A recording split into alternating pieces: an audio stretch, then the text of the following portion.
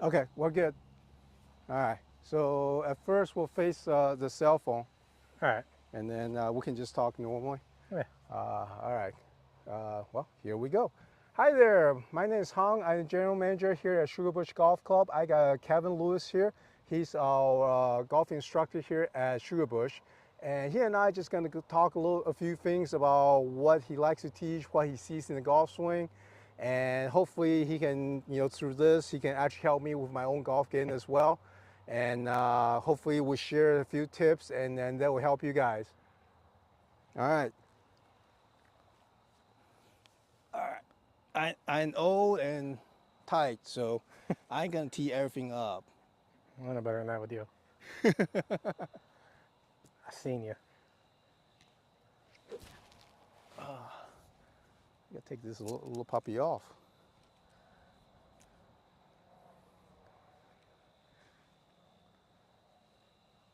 So I'm aiming right down the red flag right there. All right. I'll be honest with you. Right now, my biggest issue is I don't practice enough. I spend too much time working. But when I have a chance, I want to come out and play. I want to be enjoyable with my friends, So what's what's your little tip and trick for me?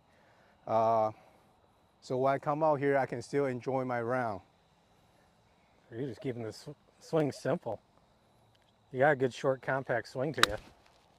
Well, I hate to tell you, the short compact swing comes from how stiff I am. Not so much. I want to be short and. No, I've always liked like the times we have gotten to play outside. Uh-huh.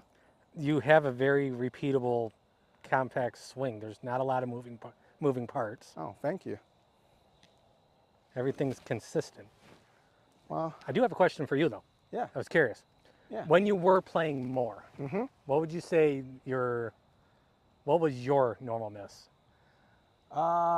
If I'm playing really good, I hit a slight fade, and I'll be honest with you because my swing path is so much on the inside, We stayed through that beautiful. so it's mostly a push fade. Okay. I don't hit a pull fade. I hit push fade most of the time, and I'll kind of hit down on it a little bit, so the push fade becomes a slice. Yeah. That will be most of my issue. But why not playing so good? I have those quick hints, and those little fade become double cross real quickly. I know that one very well. But over the years, I started to understand. Well, actually, we kind of talked a little bit about that just now. The quick double hook really comes from my body slowing down or getting stuck. Yeah. And then it just more or less of learning how to fight off that stuckness and becomes that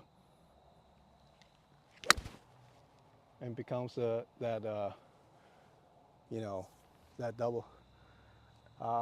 But I like that almost little preload you get in your yeah, I mean, backswing too. so this is one thing that for me, because I don't practice a lot and I don't play it as much, so I do this a lot when I'm playing with you guys. I have a little rehearsal move, and I have a little kind of key things I try to feel like I'm doing Yeah. to help me. So those are the things that I try to feel. I have a little mental checklist that can help me a little bit here and there. Get stuck a little bit on that one. Yeah, but that's okay though, because like right now, I'll be honest, I don't play enough. So like I don't even know how far I hit it right now. I mean, every time I go out and play, I mean, I know you guys all got your laser off, measure 165 yards, and like I don't know what club to hit, and it's always a guess. But the cool part is I do hit it almost at the target, 100%. but it just sometimes a little short, sometimes a little long. Yeah. But most of the time it's a little short because I always overestimate how good I am. Overestimate. Well, it just the glory of the past kind of what you were flashback used is to? like, hey, I used to be able to hit AI 165, 170 yards. I probably still able to do that, but no, not anymore. So.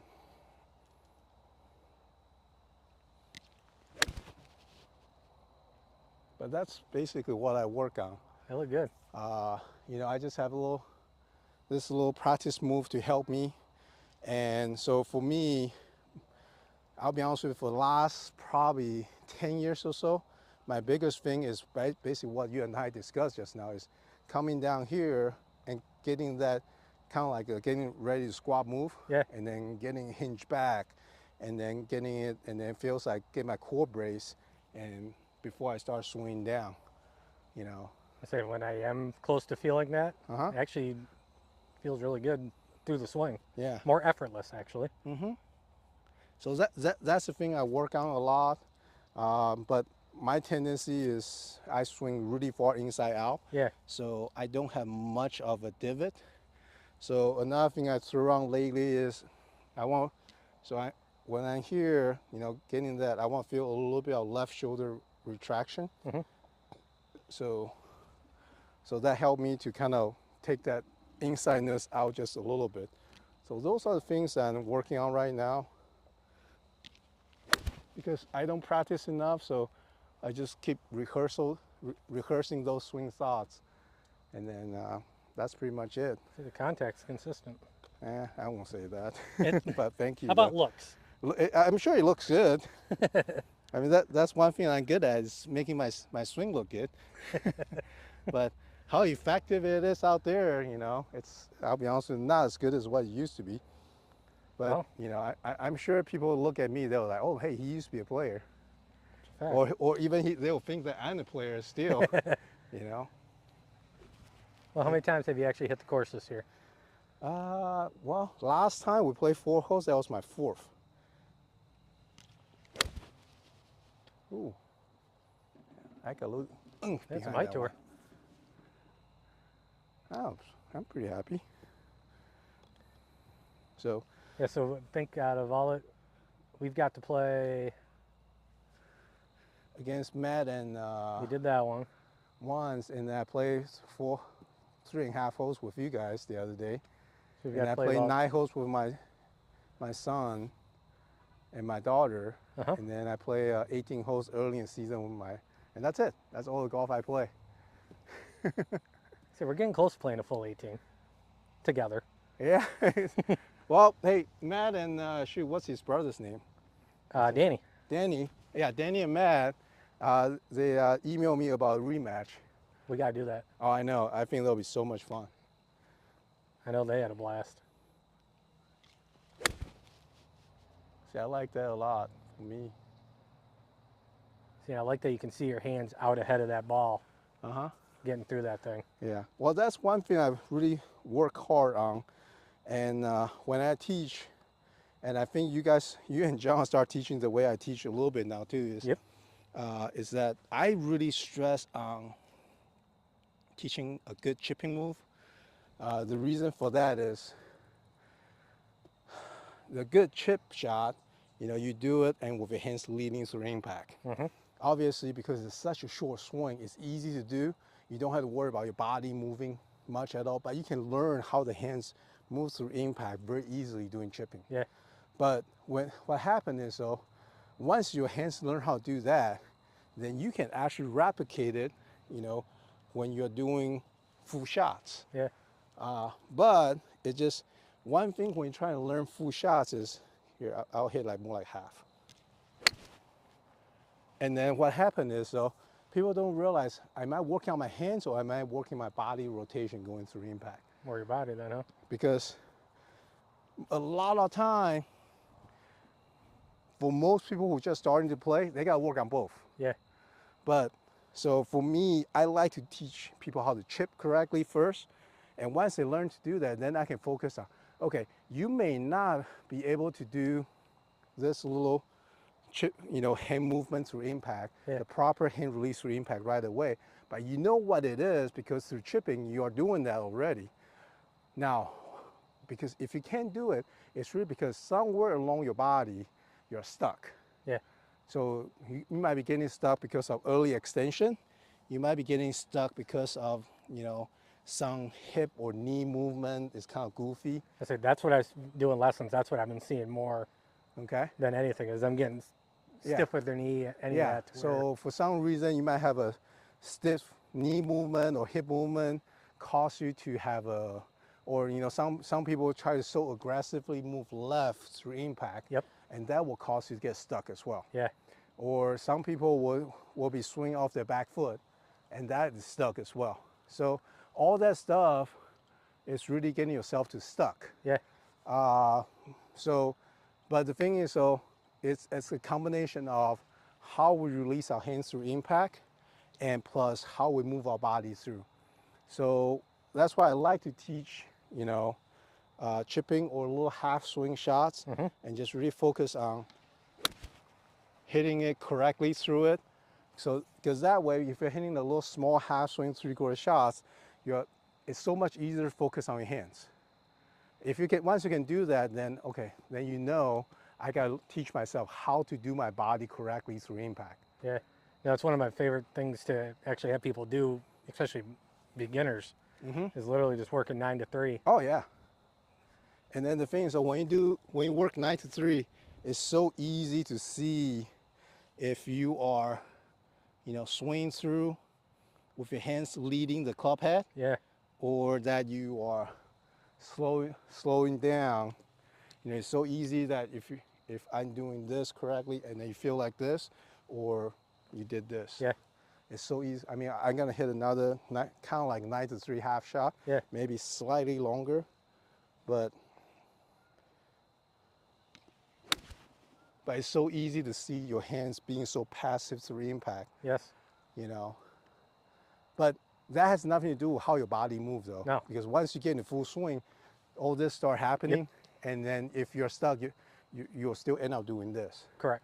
But at least you learn how the hand move. Yeah. And once you learn how the hand move, then you just focus on how the body move. Correct. So it's like it's like building. You gotta put one layer of brick down first, and second layer, third layer. Well, it's not big. Building golf swings, baby steps. Yep, exactly. But it's just understanding the difference. The cost or the end result might be the same shot, but what costs it though? Yep. That's what in my mind, that's what a good golf instructor figures out, and a good golf instructor can explain that really well. Yeah. It's like, hey, what you're doing, it's pretty good, but this is what we want to do. But and I think that's one thing you do really good, is that you explain yourself really well, and then allow the kids. I mean, especially I watch you work with the kids. I mean, I have a tough time working with anybody less than 14-year-old, be honest with you. Yeah. It's just what I say sometimes just doesn't resonate with them. But I see how you can get the kids involved. I see how, and I mean, especially sometimes I see the kids actually looking for you, for their golf, for their golf instruction. So, Which I appreciate. So that's one thing I really enjoy watching you, so. Well, that's what's fun, building their golf swing from the ground up. It's especially watching them get actually excited to see the improvement. Yeah. That's what's awesome. So, yeah, I mean, if in the wintertime, if you want to spend a little more time with me on what I know, I'm absolutely. Or I'm all in. I can absolutely do that.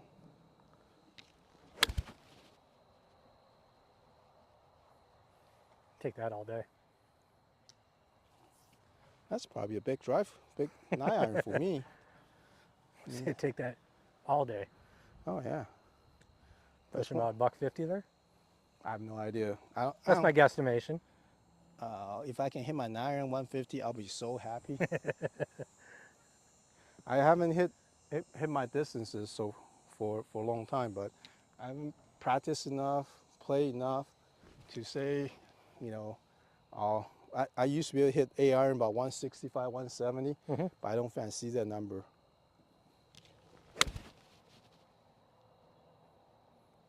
But Your dispersion's tight though. Yeah. See, not bad at all. Yeah. All right. So that's me on the golf swing. Obviously when we go play, we talk about, obviously golf swing is one thing, but chipping and putting is another thing. So let me ask you this: when somebody approaches you, say, hey Kevin, I got a tournament coming up in the month, high school, whatever, district, sectional, or whatever, invitational. What would you do to help them, to get them prepared for that tournament? It's more working on their mindset of how they're playing the court, whatever course, wherever they're, say, tryouts or Okay. any of that. They had a kid last off season, worked with them the last month before tryouts started, and it's helping them understand you're going to hit some bad shots. There's just no ifs, ands, or buts about it. I just did one. I know that shot very well. There's no ifs, ands, or buts about it. It's learning to let go of that, move on to the next one, and that's all that matters. Okay. Just finding positivity in every swing so you're not down on yourself all the time. Well, But worked with a kid he was 3-4 weeks as a freshman and ended up making the team. Nice. Good autocorrect out of that one, by the way. It's all right. I can always edit out later. No, I'll probably keep that in there. Yeah, I got one in. But, okay. But no, that's the mental side of the game. I'm a big stats person too. Okay. And it's not for yardages, all that stuff. It's realizing golf's a game of misses.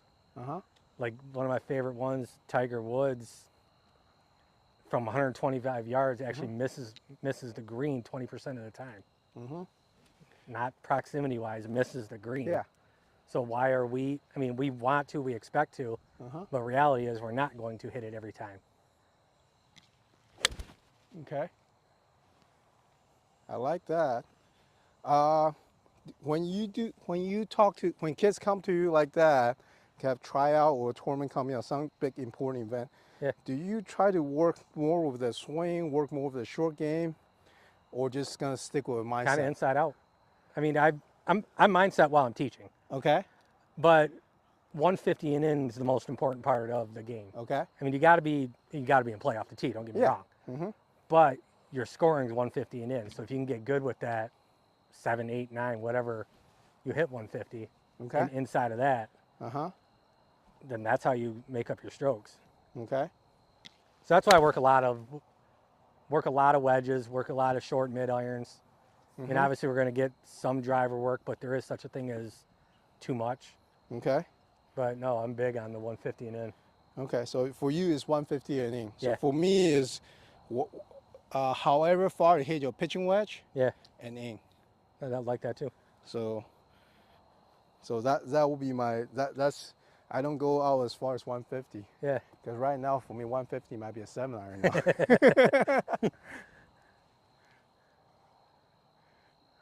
But okay, I like it. Now, when you get more seasoned golfer come to see you, like a 40-year-old, 8 handicap, what would you guys do? I won't worry about that. Nope. No, they explain to me what their miss is, and I go from there. We're all, like, everyone's got different ways of doing. Like, we all got our own swings. You can't cookie cut or teach everyone per se. I agree. So I kind of let them. They tell me what their miss is. A lot more times than not, it's such and such with the driver. Okay. But also, if you're missing your driver by a lot, something else is off in the swing. So you always start with the irons getting the swing in, but I kind of just let them tell me what their miss is, and I watch it from there, see what they got going on. Gotcha. Now, That's my lesson coming up. That's okay. Go ahead. But yeah, we can cut it out later. So. But yeah, no. I got all the balls or got the codes in my pocket. Actually, what I'll do, I'll give you one of these. Ball machines on the back side of the building. You want a biggest bucket you can find, because it will overflow the other one. Trust me. And then just want to go on the furthest mat. I see it. Over there. Get loose. I'll be over there in a minute. All right, cool. All right. Thank you. All right. So we're talking about when the more seasoned 8 handicapper come see you. Yeah. You know, you work with. So you basically work mostly. It's more of a spot and cure type of thing. What kind of let them, So because they have an idea of what their miss is, but trying to figure out, give them the whys and what to gotcha. feel and work on. Okay. Because you're not as much building the swing at that time. Okay. Thank God I'm not seeing that. You watched me for way too long. It's all right.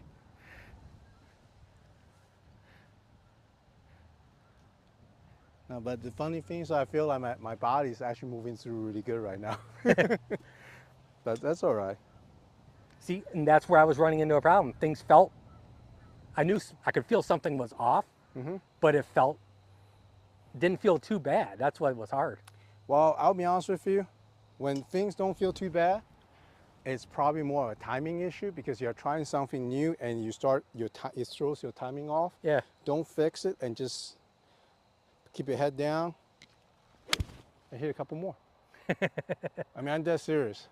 Sometimes when especially for me, I'm rehearsing this move and then sometimes you'll hit in my head and then I'll do a little bit better job. Yeah. And all of a sudden, but it throws my timing off because before I always get a little stuck and I throw my hands out to hit it perfectly. Yeah. Now I don't need to do that. So, and you just got to believe that, this is what I told my son, or tell my son all the time. You just got to believe that 10, 100,000 or close to 1 million golf balls that you have hit, and that you have faith in all the work you put in so far. Yeah. I used to tell my son when I was grinding on the mini tour, I treat this as a job. Yeah. So I'll be on the lesson tee at 8 o'clock in the morning, and I'll be out there till 5 o'clock in the afternoon. Yeah. And I'll have a morning practice section from 8 till about 11, 12 o'clock. Take a break, go play a few holes, and then have a practice section to finish it off. Yeah. And I might have short game in there, but I feel like every day, I was out there practicing, I was getting at least, like 1,000 touch. Really? Yeah, like a 1,000 golf ball. I mean, that include putt chips and all that stuff, I'm not saying I stand there and hit 1,000 golf balls. I mean, if I hit 1,000 golf balls, I mean, my arms and my fingers are probably not healed already. So. No, that's why that muscle memory to this day is still pretty much there. Yeah, exactly. But obviously, I'm still moving on, getting a little change in my golf swing. So sometimes it will cause that timing to be a little bit different. So when the timing is a little bit different, you'll throw but you just got to have faith in what you're trying to do. So in my mind, that is the hardest thing about golf, especially for actually throughout any level, is having faith in what you're trying to do. And then, because a lot of times what I see is somebody will actually, they're working on the right thing, all of a sudden they hit one bad shot. I say, oh my God, what did I do wrong? Yeah. Is it what I've been doing is wrong, or I have a new fault that just started happening in my golf swing? Right. And then they start changing it and making adjustment. And I hate to say that for most people. Well, actually, it's not for most people, probably for 99% of people out there. That's a rabbit hole that never ends. No, it's not. And you're just gonna dig yourself deeper and deeper and deeper, and you just can't figure it out. I mean, I know so many good players went into that rabbit hole, never got out, and just got out and become like more like a shooting par type of player, or slightly over par. Yeah. And just because they don't have, I don't know, trust or faith. I don't know what's a good word for this, what I'm describing here. And trust is a big one. Yeah, but it's just having that faith and trust in, may that be you, I'm taking lessons from you. It's having faith in you, knowing that, hey, this is gonna work out. Yeah. Or even in myself, knowing, learning or knowing the golf swing the way I do, and I know that sometimes the timing's a little off, and then shoot, what was that? Oh, I forgot what tournament it was. It was Scotty Scheffler shanked it off the bunker on the last hole, and the reporter asking, what happened there? It happens. I know. But to a good player who has complete trust in his own golf game, that's how he will answer, because that's how he thinks. It's like, hey, shit happens. They don't. You know, and I'm not trying to change my swing because of that, because I know sometimes shit happens. Yeah. And so having that blind faith or trust on yourself, it shows up more in better players. You know, I'm learning to become. I'm trying to become more like that. Mm-hmm. You know, but it's not saying that I'm so arrogant that if somebody proved me wrong, I'm not gonna follow it. Right. You know, it's that I'm gonna have a very strong belief in what I believe in, and when somebody can show me what they got is better, I gotta stick with what I got, because that's what got me here. But that's just things I learned throughout my golf journey, I guess. No, that's one thing I try to tell my students too, is 28 years of playing this game, I'd like to think I got pretty good at it.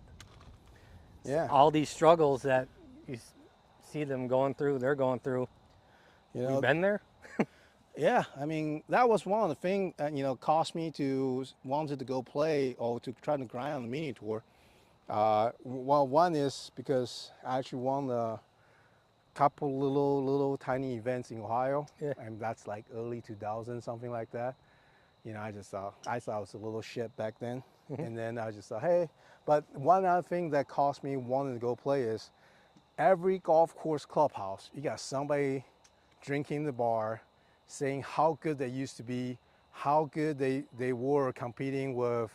At that time, I got people talking about John Cook, I got people talking about Jack Nicklaus, saying, hey, when I was young, I was beating him in high school, blah, blah, blah, blah, blah. Yeah. And just because his dad has got more money or blah, blah, blah, blah, so he got to play the tour. And I'm still here shooting my 75s. And I look at those guys, I just told myself, I don't want to be that guy. Yeah. I just refuse to be that guy. I knew I was kind of good, so that's why I want to try it. But that's when I realized, oh my God, I'm not even close. Right. Well, that's why I love still grinding up all this work in.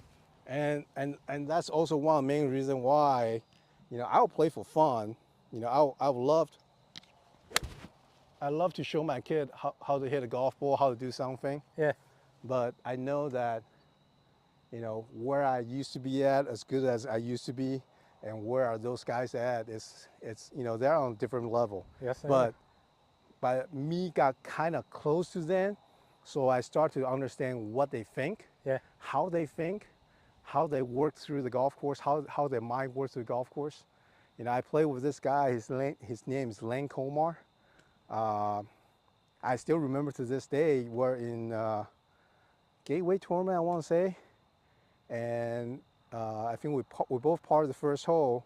We both birdied the second hole, but after that he did 9 birdies in a row on me, and I ended up shooting, I think 70 or 71. At that time I felt I shot 85 because that dude just going birdie, boink, boink, another birdie, boink, another birdie. And I was like, effortlessly at that.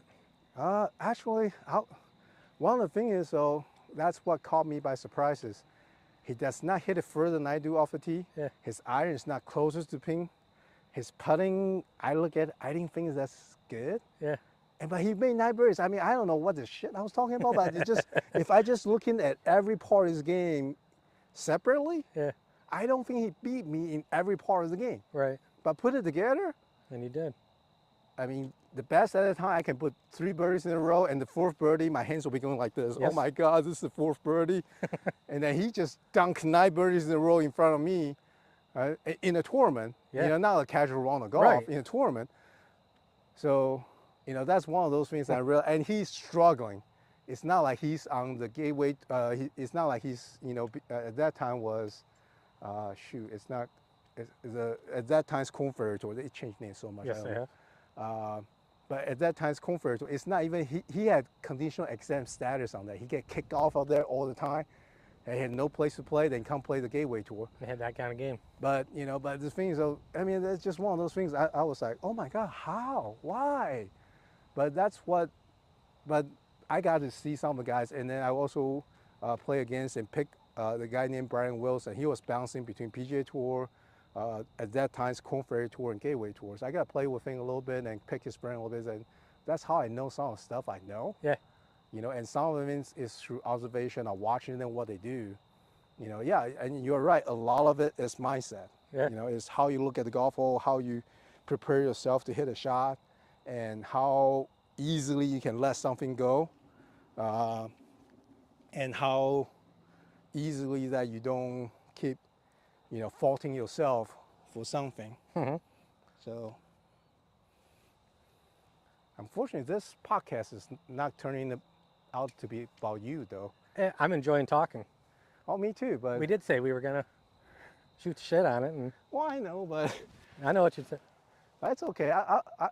I'll put something together. I mean, I'll edit it in a way that, so, you know, it'll be a little more highlight on you, but I'll probably stick myself in there a little bit more. I'll just probably in the Well, way you gotta is chill. like, hey, you know what? I think I know what to say. I say, hey, Kevin and I share the same philosophy on golf. A lot of it.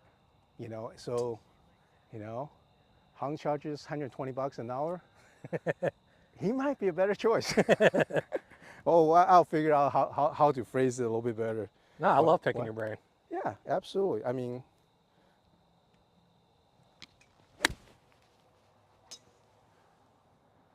all right. I think that's good, my friend. Sounds good. Thanks, man. Thank you. Appreciate it. Appreciate